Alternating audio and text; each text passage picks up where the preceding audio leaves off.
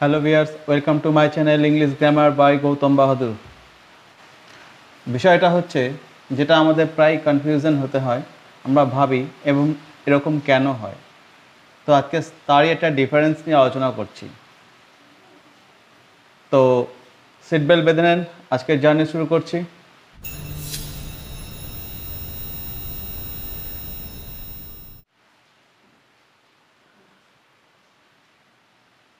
I see you, I look at you, I hear the noise, I listen to the noise. বিষয়টা এখানে কি না, এখানে C আর look দুটোই দেখা হয় চোখ দিয়ে। যখন বিষয়বস্তু হচ্ছে একটা চোখ, চোখ হচ্ছে একটা যন্ত্র যেটা দিয়ে আমরা দেখতে পারি। তো কেন এখানে সি এর জায়গায় কোনো প্রিপোজিশন বসছে না, আর কেন ওখানে লুকের জায়গায় প্রিপোজিশন বসছে, অথচ এখানে বিষয়বস্তু হচ্ছে একটাই, চোখ আর দৃষ্টি। তা চোখ আর দৃষ্টি, চোখ আর দৃষ্টি, তাহলে এক জায়গায় অ্যাট আর এক জায়গায় সি বসছে।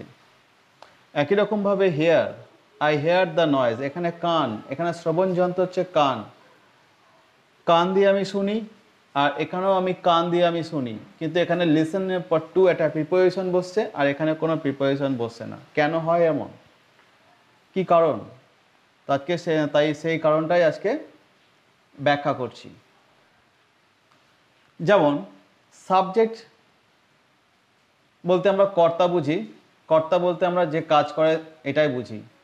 যদি আমরা এইটুকুই বুঝে থাকি সাবজেক্ট মানে কর্তা আর কর্তা মানে যে কাজ করে, তাহলে এইটুকু বোঝাতে আমাদের ইংরেজি গ্রামারের সাবজেক্ট পুরোপুরি বোঝা হবে না।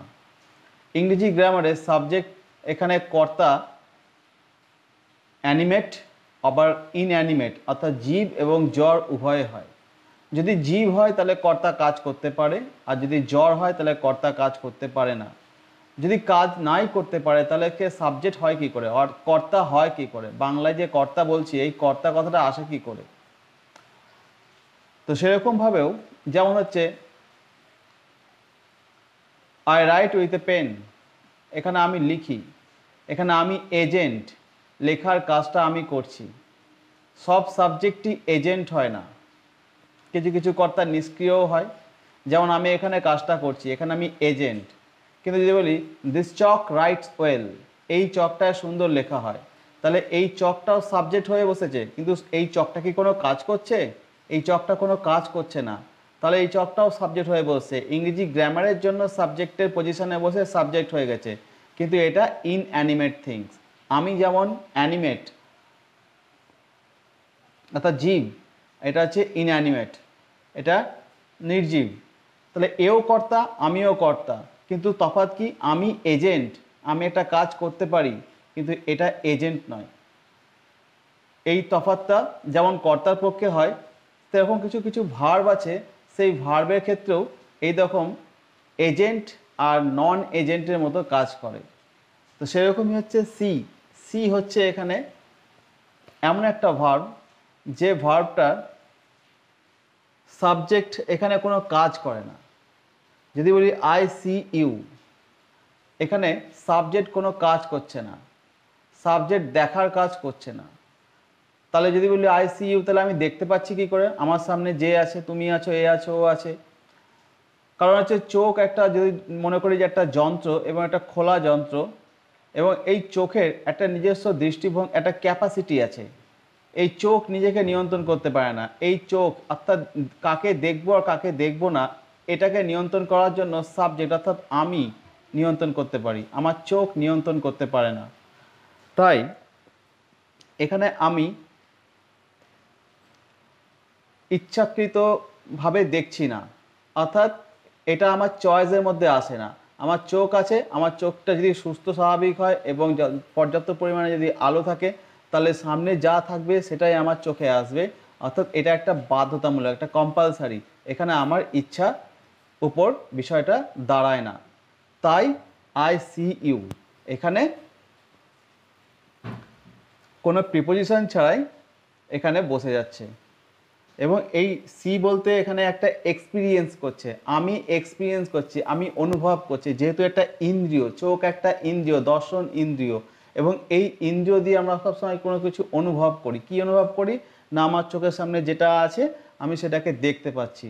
তো সুতরাং এখানে আমি কিছু করছি না, আমি এজেন্টের কাজ করছি না, আমি শুধুমাত্র অনুভব করছি। তো এই অনুভব করছি বলে এখানে আইসিইউ, এখানে শুধুমাত্র আমি একজন এক্সপিরিয়েন্সার, আমি এক্সপিরিয়েন্স করছি, আমি অনুভব করছি।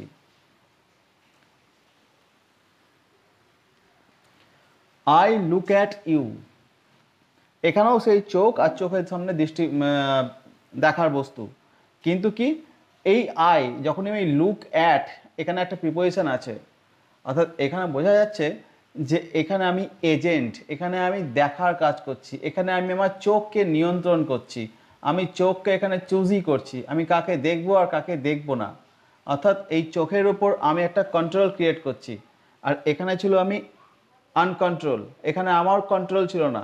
অর্থাৎ চোখ একটা খোলা ক্যামেরা, যদি আমরা ফোনটাকে যদি এমনি করে খুলে রেখে দিই ক্যামেরা অন করে, তাহলে ফোনের সামনে যা আসবে তাই চলে আসবে। কিন্তু আমি যদি এই সময় কোনো কিছু রেকর্ডিং করতে চাইছি, তাহলে এই গোটা দৃশ্যবস্তুকে না দেখে আমি আমাকে আর এই বোর্ডটাকে দেখাতে চাইছি।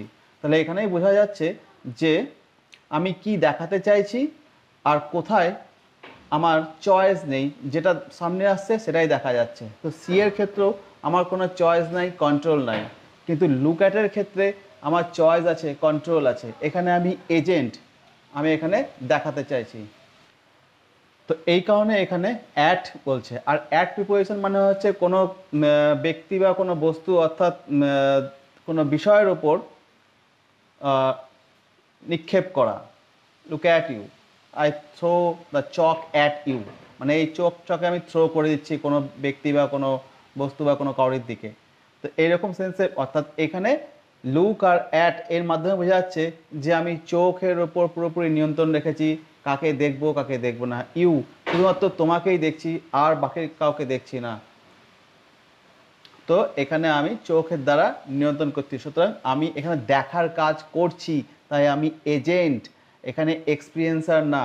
আর এখানে আমি এক্সপিরিয়েন্সার, এজেন্ট না, এখানে আমার দেখার কাজের উপর নিয়ন্ত্রণ নেই। একই রকমভাবে আই হেয়ার দ্য নয়েজ আর I listen to the music, এখানে হেয়ার আর লিসেন এই দুটো কাজ অর্থ হচ্ছে শোনা। অর্থাৎ শোনা বলতে এখানে শব্দ আর কান এই দুটো ফ্যাক্টর আছে। তো এখানেও আমি কিন্তু কোনো প্রিপোজিশন বসাচ্ছি না, অথচ এখানে প্রিপোজিশন বসাচ্ছি। কেন? কারণ হেয়ার, হেয়ার হচ্ছে এখানে শোনা, অর্থাৎ এখানেও আই হেয়ার, এখানে আই সাবজেক্ট, কোনো রকম এজেন্ট না, অর্থাৎ সাবজেক্ট কোনো কাজ করছে না। এটা একটা উইদাউট চয়েস অটোমেটিক্যালি, অর্থাৎ এক্সপিরিয়েন্স করছে। হেয়ার মানে হচ্ছে এখানে শ্রবণ ইন্দ্রিয়, অর্থাৎ শোনার যন্ত্র, এবং এখানে এটা দিয়ে সে এক্সপিরিয়েন্স করছে, অর্থাৎ শুনতে চাক বা না চাক কানে শব্দ আসবে। তাই নয়েজ, কেউ নয়েজ শুনতে চায় না, কিন্তু নয়েজ বলে নয়, এখানে যে কোনো বিষয়ই কানে চলে আসে অটোমেটিক্যালি। তাই এটা এক্সপিরিয়েন্স করছে। তাই সাবজেক্ট এখানে এজেন্ট না, এক্সপিরিয়েন্সার। আর এক্সপিরিয়েন্সার হওয়ার কারণে এখানে হেয়ারটা ডিরেক্টলি এই নয়েসের সঙ্গে যুক্ত হচ্ছে। এখানে সে শুনতে চাইছে না, কিন্তু তার কানে শোনা যাচ্ছে, সেই কারণে হেয়ারের সঙ্গে কোনো প্রিপোজিশন যুক্ত হয়নি। কিন্তু লিসেন টু, লিসেন টু মানে হচ্ছে এখানে যখনই বলবো যে I listen to the music, অর্থাৎ এখানে আমি শুনতে চাইছি, আমি শুনছি, অর্থাৎ এখানে আমার শ্রবণেন্দ্রিয়কে আমি নিয়ন্ত্রণ করছি, আমি কন্ট্রোল করছি। এখানে আমি সাবজেক্ট, একটা কাজ করার মতো সাবজেক্ট, এখানে একটা এজেন্ট, কিন্তু এখানে এজেন্ট নয়, এখানে এক্সপিরিয়েন্সার, অর্থাৎ অনুভবকারী, কানের দ্বারা কে কোনো শব্দকে অনুভব করছে। আর এখানে কানকে কাজে লাগাচ্ছে কোনো বিশেষ কিছুকে শোনার জন্য, অর্থাৎ লিসেন টু দ্য মিউজিক, এখানে টু প্রিপোজিশন আছে, অর্থাৎ কোনো কোনো বিষয়ের প্রতি সে তার শ্রবণ ইন্দ্রিয়কে আকর্ষণ করছে, অর্থাৎ নিক্ষেপ করছে। যেমন আমরা গো টু স্কুল, অর্থাৎ কোনো নির্দিষ্ট দিকে যাই, স্কুল একটা আমার গন্তব্য বিষয়, গোটা পৃথিবী আমার গন্তব্য বিষয় না, শুধুমাত্র স্কুল, এবং সেইখানেই আমি নিজেকে চালনা করছি। সেরকম আমি আমার শ্রবণ ইন্দ্রিয়, এই অ্যাটেনশনকে আমি কোনো নির্দিষ্ট বিষয়কে শোনার জন্য চালনা করছি। তো তো সুতরাং আই লিসেন টু, এখানে আই এখানে এজেন্ট আর এখানে অনুভবকারী অর্থাৎ এক্সপিরিয়েন্সার। এই তফাতের জন্য এক জায়গায় টু বসলো, এক জায়গায় কোনো প্রিপোজিশন বসলো না। তো আজকের বিষয়টা এখানেই শেষ করছি। যদি ভালো লেগে থাকে তাহলে অবশ্যই লাইক, কমেন্ট ও শেয়ার, সাবস্ক্রাইব অবশ্যই করতে ভুলবেন না। দেখতে থাকুন। নমস্কার, ধন্যবাদ।